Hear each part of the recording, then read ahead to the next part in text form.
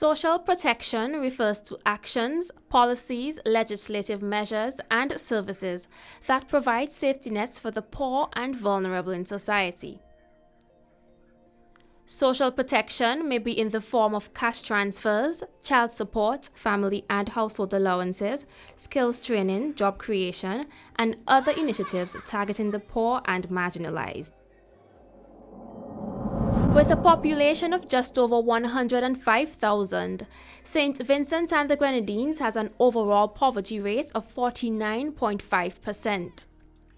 Children ages 0 to 17 represent over one-third of the total population, 33.7%, yet account for 48.2% of the poor in St. Vincent and the Grenadines.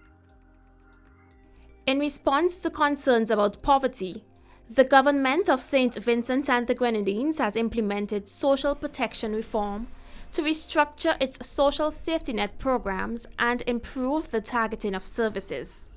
This new approach reorients the country's existing social protection framework to strengthen and expand support to the poorest and most vulnerable. Minister of Social Development, Honorable Frederick Stevenson, outlined some of the government's strategic priorities. To assist in poverty reduction through the social protection landscape, to provide access to job opportunities resulting in reduced levels of unemployment, to assist in improving the living conditions of all sections of the population, to facilitate the protection and inclusion of vulnerable and marginalized groups, to strengthen and modernize the social protection and human development systems here in St. Vincent and the Grenadines. Here is what some of the beneficiaries of social protection programs in St. Vincent and the Grenadines had to say. If then for the help, I don't know how to make it, because I've been a single parent all my life. It helped me a lot because sometimes I take a little from it, make up to pay my light bill, take a little from it, from our water bill, and instead even my stuff, like buying some of my stuff to do my sugar cake and fudge and wafer. I'm doing some basics at the Kingston Institute to better myself. The assistants have helped me a lot, especially with my transportation to come to school, to get food. Even if I want a shelter, I could buy out of it. St. Vincent and the Grenadines spends up to 12.4% of recurrent expenditure on social protection programs annually. In terms of the estimates for 2019, including salaries and emoluments and what we pay to our elderly, the public assistance, over $27.2 million. That's the total budget for the social protection sector in this ministry alone, but also in other ministries and in other departments. There are also some social protection programs that amounts to $101.4 million for social protection here in St. Vincent and the Grenadines, and that is the estimate for 2019. That is about close to 10% of the total expenditure. As part of the reform process, the government is reviewing its cash payment system. The whole system is to be reformed so that we move away from all the cash that we have and that we can get plastic or some other different form of payment. We accept that it can't all happen at one time, and we might have to hold on to some cash, especially for those individuals who are real elderly and stuff like that. But it would significantly reduce the amount of cash that people put their hands on and make us safe.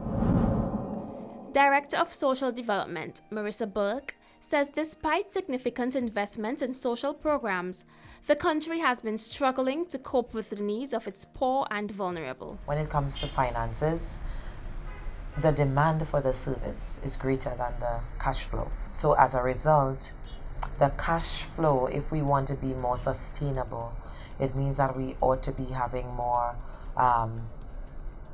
fixed packages for our families on a more long-term basis. Mrs. Burke also emphasized the need for legislative reform. We have to adjust or amend or repeal the existing Public Assistance Act. Because in existence, the Act has some archaic measures within it that only identifies the poor relief component.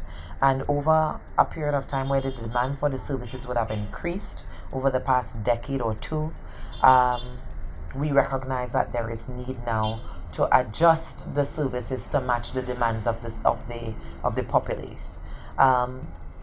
Then we have to build a case for the regulations to support the adjusted legislation so that it does not represent a Public Assistance Act but a Social Protection Act.